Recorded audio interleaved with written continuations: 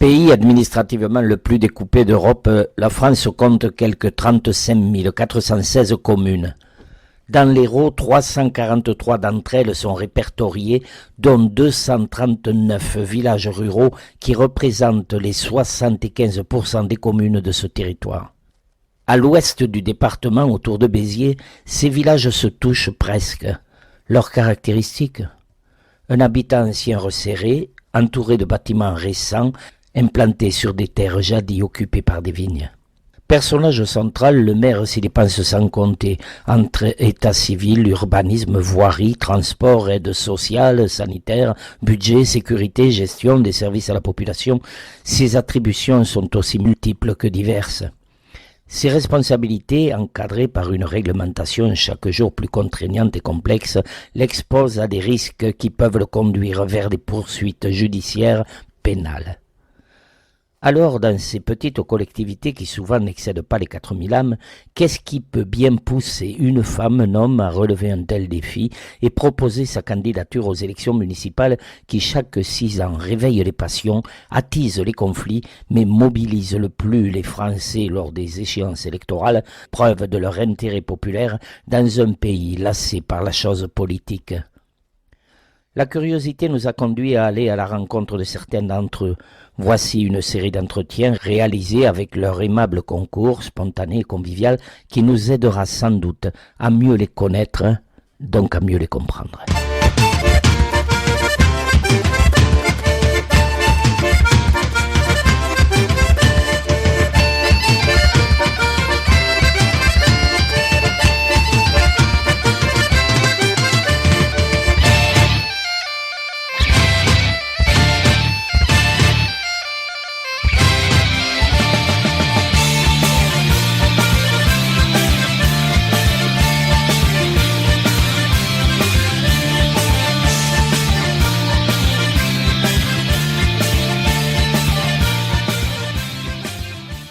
Aujourd'hui, Radio Ciel Bleu est à Autignac, charmante localité.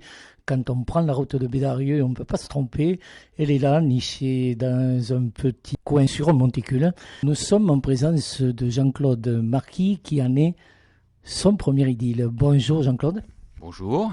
Faites-moi un rapide résumé de votre commune d'abord, tiens. Cette commune d'Autignac de 915 habitants est située dans le domaine de Faugères, la Haussée-Faugères, donc c'est ce qui marque un petit peu le village puisqu'il y a 7 communes dans la Haussée-Faugères et bon, le vin de la Haussée-Faugères est quand même renommé dans la région mais aussi en France et peut-être à l'étranger. C'est le fleuron un peu du village. Le Faugères est bien placé, à l'époque c'était le VDQS dans les années 80 et ensuite un ancien maire d'Autignac avec d'autres élus a négocié pour reconnaître la Haussée-Faugères dans le village.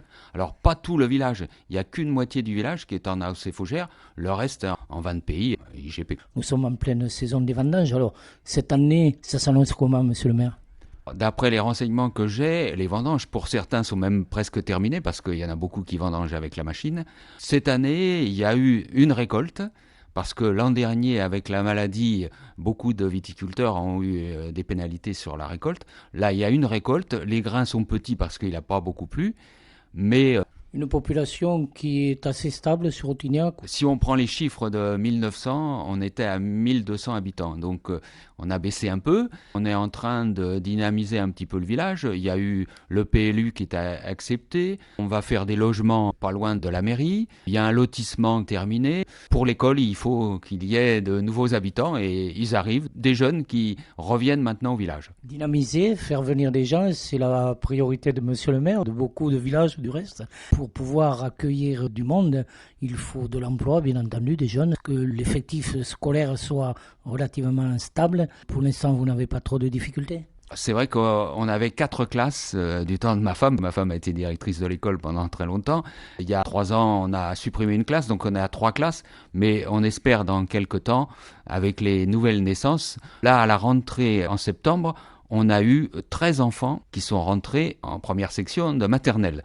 De bon augure pour la suite. Au niveau de l'emploi, il y a aussi un abattoir de volailles, la famille Coste, la Belle Rouge et il tue entre 2000 et 2500 poulets par jour, expédiés dans les supermarchés du secteur et même à Béziers. On a une renommée avec cet abattoir qui fonctionne très bien. Voilà. Ce sont des élevages qui se font plutôt dans le Tarn et les poulets arrivent le soir, dans la nuit, ils sont abattus le matin. Ces élevages, à une époque, se faisaient à Autignac. Il fut quelques années, la loi sur la décentralisation avait donné du pouvoir aux maires d'organiser leur commune comme ils l'entendaient. Aujourd'hui, il semblerait qu'il y ait quelque peu une régression par rapport à ça. J'en ai pour preuve la loi NOTRe qui donnait un peu plus de pouvoir aux communautés de communes. Jean-Claude Marquis, est-ce que vous avez la sensation d'être dessaisi de ce qui autrefois constituait certainement des obligations mais aussi des avantages ? Nous avons confié des compétences à la communauté de communes, les Avants-Monts. C'est une communauté de communes qui regroupe 25 villages, mais des villages ruraux. Tézan, Rougeant, Faugères. Pour l'instant, moi je suis vice-président, donc je participe à la vie de la communauté. Il y a une écoute. C'est vrai qu'on a délégué, par exemple, le PLU accepté à la commune d'Autignac a été délégué à la communauté, donc ça va être un PLU intercommunal.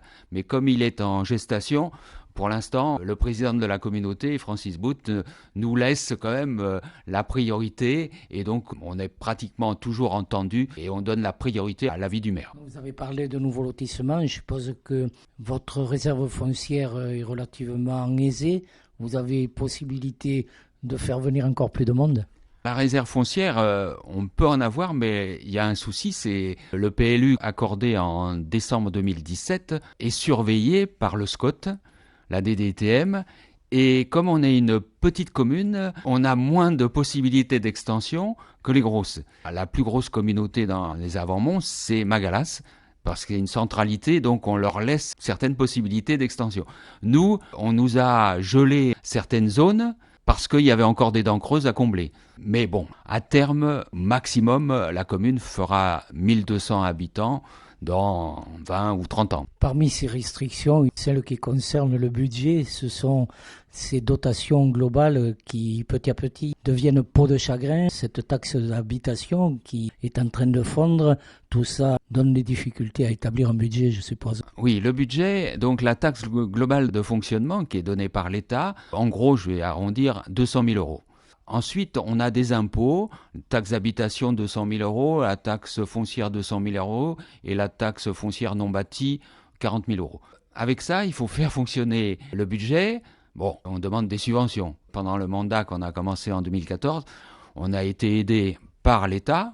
Pour la mairie, par exemple, on a eu 50% de subventions.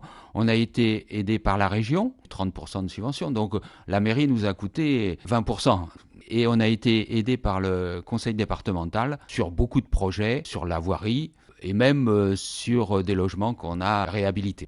Lorsqu'on constitue un budget, il y a une section fonctionnement, une section investissement. Compte tenu justement de ces restrictions, vous privilégiez quel budget plutôt que quel autre ? Mon parti pris, et puis la majorité du conseil, elle a suivi, c'est on privilégie l'investissement. Le fonctionnement, je peux le dire, moi, mon indemnité d'élu, j'en ai pris que la moitié. J'ai laissé 5 000 euros chaque année au budget. Ça fait 30 000 euros dans le mandat. Ça permet d'améliorer les choses. Et puis, bon, on a évité de créer des emplois pour privilégier l'investissement. Dans le mandat, on a investi une somme très importante, à peu près 3 millions d'euros. On a eu un peu plus de 2 millions d'euros de subventions. Donc il y a la station d'épuration, les rues, la mairie, Aéroénergie sur l'école, l'éclairage public. L'investissement, pour moi, c'est plus important. Mais on s'est passé aussi de fonctionnement. Par exemple, un policier municipal, ça coûte 50 000 euros par an. Sur 6 ans, ça fait 300 000 euros. Il n'y en a pas. Avec 300 000 euros, moi, je peux faire des travaux dans les rues. Pour l'instant, c'est le maire qui fait office de policier municipal et c'est pas évident non plus. C'est une des attributions de monsieur le maire, responsable de l'ordre public. C'est pas toujours aisé, je suppose, les incivilités on connaît. Si peut-être on regarde davantage vers les villes, est-ce que dans les villages vous en sentez des répercussions ? Oui, un peu. Bon, on n'a pas à se fâcher parce que quand je rencontre les gendarmes de Murviel, ils me disent à Autignac qu'il n'y a pas grand-chose. Donc je suis plutôt satisfait. On s'est doté d'un PVE, c'est-à-dire PV électronique, donc je peux mettre quelques PV pour un mauvais stationnement. Ce matin, j'ai mis un PV pour un stationnement sur une ligne jaune qui gêne l'entrée d'une personne dans son garage. Pour l'instant, l'incivilité, elle est modérée. Même si on n'a pas de caméra, pas de policier municipal, on gère quand même avec beaucoup de dialogue avec la population. Je pense que convaincre plutôt que contraindre me plaît davantage.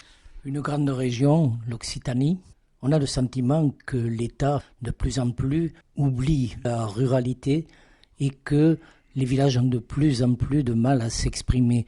Est-ce toujours votre avis ? Oui, la ruralité, il faut qu'elle soit représentée par des élus. Alors c'est vrai qu'au département, on a le maire de Cazoul qui est conseiller départemental avec Madame Roboul de Saint-Geniès de Fontedy. Ce sont des villages ruraux, donc on peut se faire entendre. À la région, Carole Delga, je l'ai rencontrée parce que de temps en temps, elle vient dans le secteur. On a pu aussi obtenir des subventions. Mais il faut que les élus aient conscience que le monde rural, ce sont pas des gens qu'on rencontre tous les jours, des petits élus entre guillemets, mais qu'il faut entendre. Je pense que l'Occitanie, Toulouse, ça fait un peu loin. C'est pas évident des fois d'avoir des contacts. Pour l'instant, la région aide quand même pas mal. J'ai pas à me plaindre au niveau du département et de la région. Toujours dans les difficultés, on verra après le positif, les services publics qui petit à petit désertent les villages, la poste qui ferme. Lorsqu'il y a un centre des impôts, c'est pareil, on regroupe. Même les banques, aujourd'hui, ils ferment leurs guichets secondaires, il faut se déplacer. C'est pas aisé pour les gens d'abord d'un certain âge ou qui ne peuvent pas se déplacer, qui n'ont pas de voiture, tout simplement. Oui, le service public, en parlant de la poste, nous, dans notre mandat, on avait la possibilité de faire une poste communale. Bon, on l'a refusé et on a préféré le facteur guichetier. Personne d'Autignac qui fait facteur guichetier, donc le guichet de 9h à 11h tous les jours, du lundi au samedi.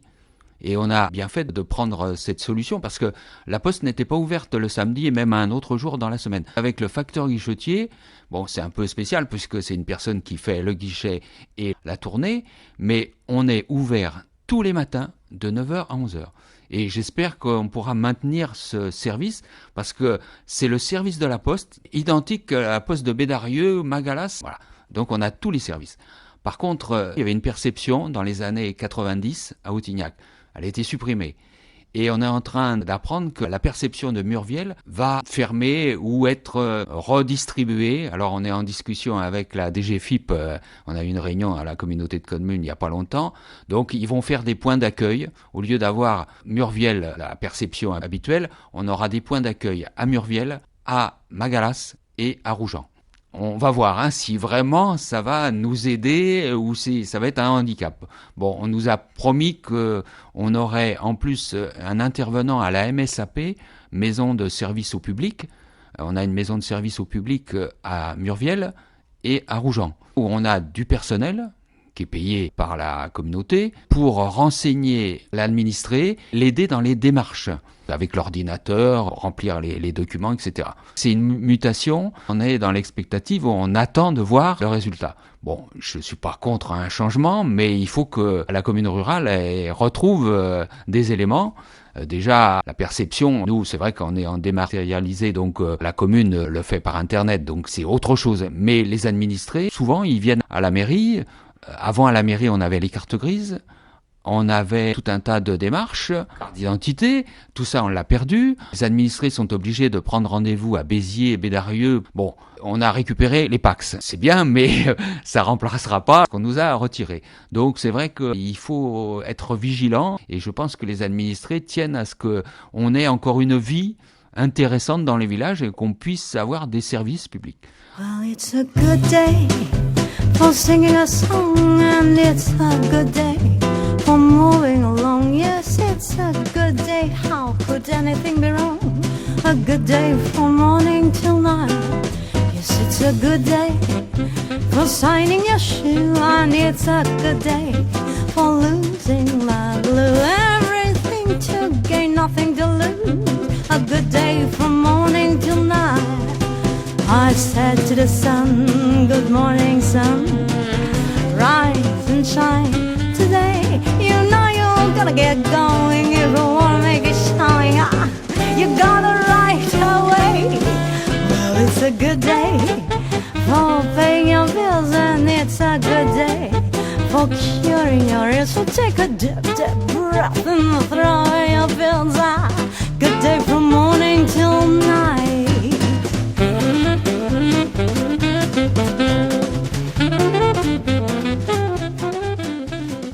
On a perdu le médecin aussi. Je le compte dans le service public, même si c'est un peu privé. On a une pharmacie et le problème, c'est que le médecin est allé dans la médecine de groupe à Lorrains.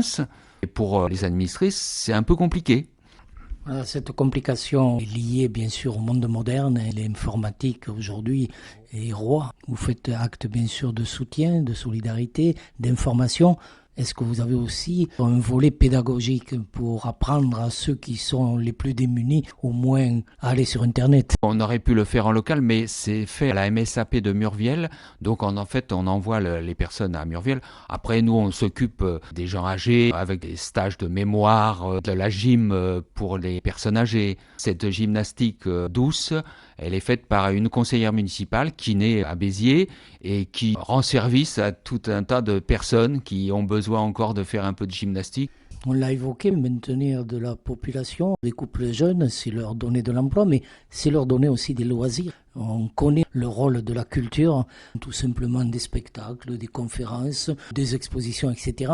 Est-ce que vous avez un centre culturel ? Alors, on n'a pas un centre culturel, mais on a une bibliothèque qui fonctionne. On a ajouté des ordinateurs justement pour que les personnes en local puissent faire des démarches. Le monde associatif marche beaucoup.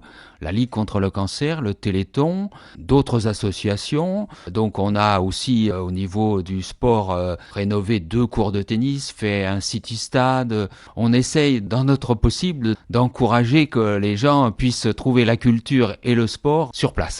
L'économie, c'est aussi le tourisme. Le Biterrois, en particulier, fait des efforts assez importants pour mettre en valeur une ville comme Béziers. Les écluses de Fonserande, on en parle beaucoup. À votre niveau, est-ce que vous avez le sentiment que des gens s'ouvrent au tourisme, font des gîtes, par exemple, pour accueillir des populations ?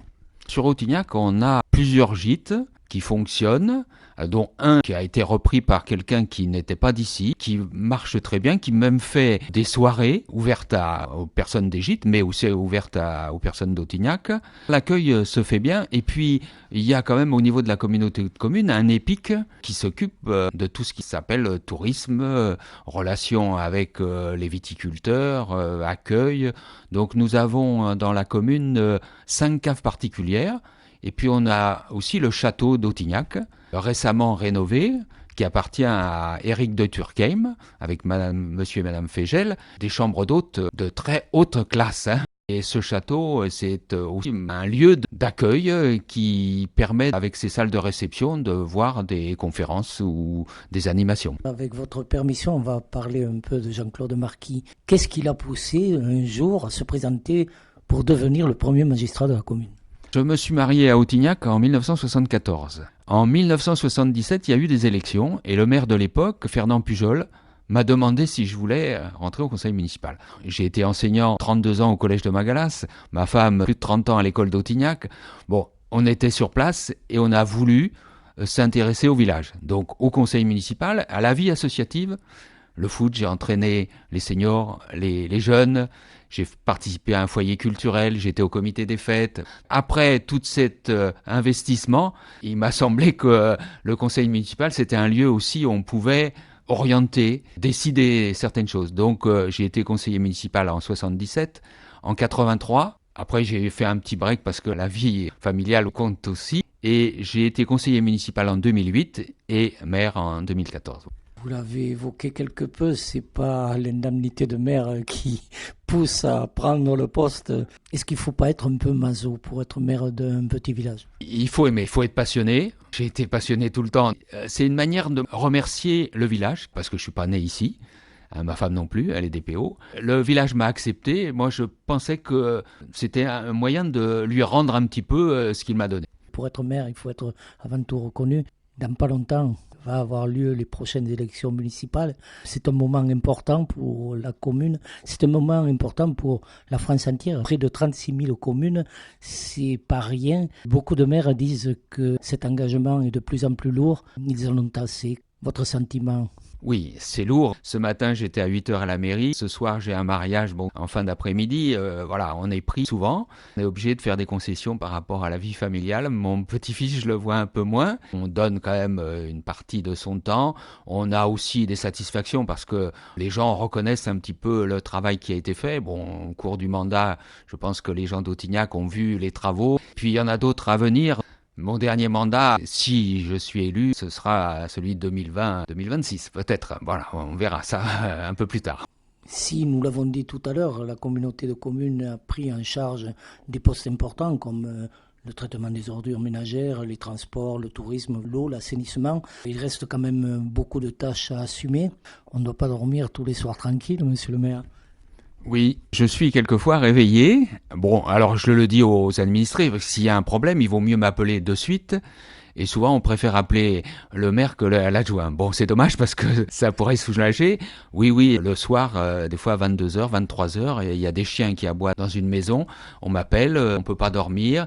Donc, je suis en train de faire l'intermédiaire entre le propriétaire, le plaignant. J'ai fait plusieurs médiations qui ont bien réussi. Donc, quand on est bien intégré dans le village, on peut faire comprendre. Et puis, un peu de pédagogie, ça a été un petit peu mon métier. Donc, des fois, ça sert pour aplanir les conflits. Aujourd'hui, vous avez l'expérience.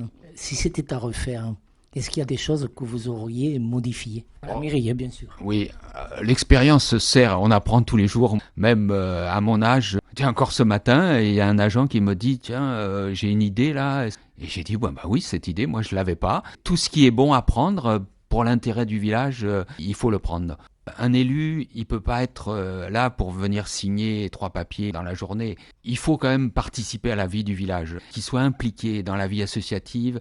Je ne prends pas la voiture. En marchant à pied, on voit des gens, mais aussi on voit les trous dans les rues.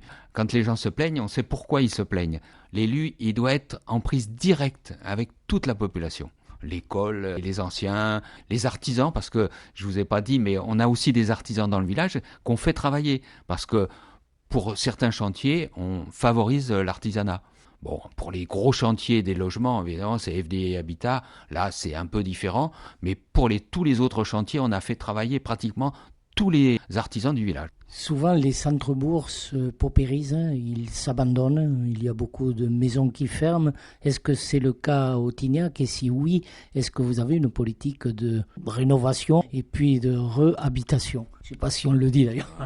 C'est vrai que dans le centre du village, il y a des maisons qui ferment, mais on a une chance, c'est qu'il y a des étrangers, on a des Belges, on a des Anglais, on a des Suédois.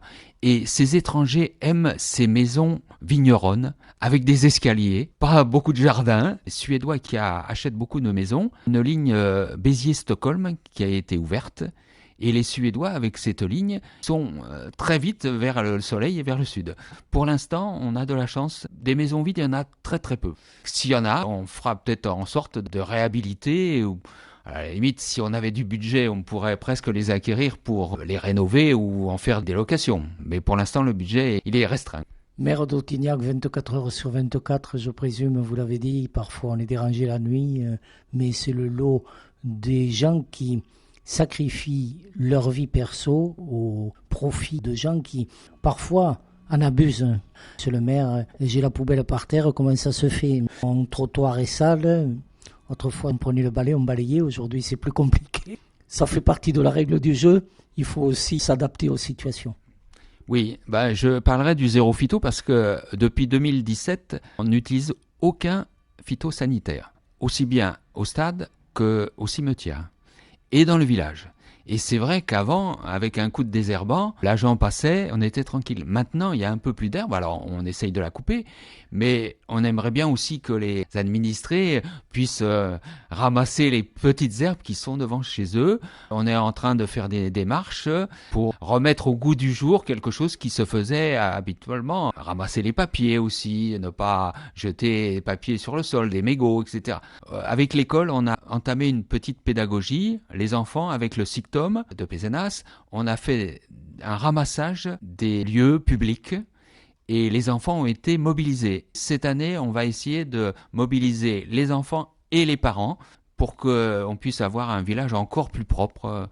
Bien, on n'a pas la prétention de dire qu'on a fait le tour de toutes les charges qui incombent à Monsieur le maire. On n'a pas parlé, par exemple, du CCAS, des difficultés qui sont aujourd'hui, la crise économique, des gens sans emploi. Tout ça constitue encore du souci, des idées à trouver, à creuser. Mais ce qu'on pourra retenir de notre entretien, Jean-Claude Marquis, c'est que vous êtes un homme passionné, vous aimez, c'est ce que vous avez dit. Il faut aimer les gens pour pouvoir leur accorder du temps. Merci de nous avoir accueillis à une heure pas tout à fait normale, mais c'est gentil de l'avoir fait. À très bientôt et au plaisir de vous revoir, bien sûr. Merci à vous, et j'ai été enchanté de cette interview et je vous remercie d'avoir accepté l'hommage de Autignac. C'est une rencontre qu'on s'est faite à Fos au moment d'un engagement pour l'AOC Faugère. Vous avez vu qu'on était dans une dynamique intéressante pour nous, mais aussi peut-être pour nos enfants, nos petits-enfants, pour qu'ils retrouvent une terre qui se dégrade, mais j'espère pas trop vite, pour qu'on puisse avoir encore le goût d'être dans le Midi et à Autignac et dans l'AOC Faugère. Puisque vous l'avez évoqué, un mot qui me vient de suite à l'esprit, c'est solidarité. On a senti tous ces maires et tous ces élus. Ces gens-là sont mobilisés. On le voit aussi avec le département et Kléber Mesquida qui s'accroche à cette ruralité, qui la défend bec et ongle. Carole Delga aussi. C'est un combat de tous les jours et moi je remercie les élus, quand vous parlez de monsieur Mesquida, madame Delga, qui sont sur le terrain tous les jours. Bon, moi j'y suis à ma portée, mais je compatis les époux, les épouses des élus à un certain niveau. Ça doit être terrible. Merci, à très bientôt. Merci beaucoup. Un paese zatero, un villaggio l'occitano, la garriga sulle, con norme tu la neit. Fase che poi mai, l'amor non saresti tu, per poter dormire, e sento tutte le snakes.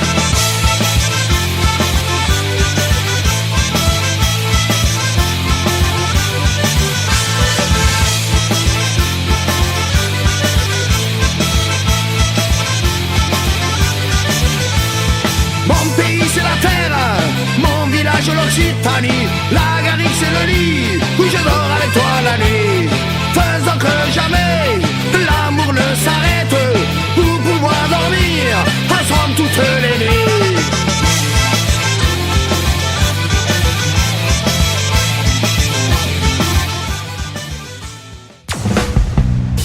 Radio Ciel Bleu, ça fait du bien aux oreilles. Radio Ciel Bleu 107.1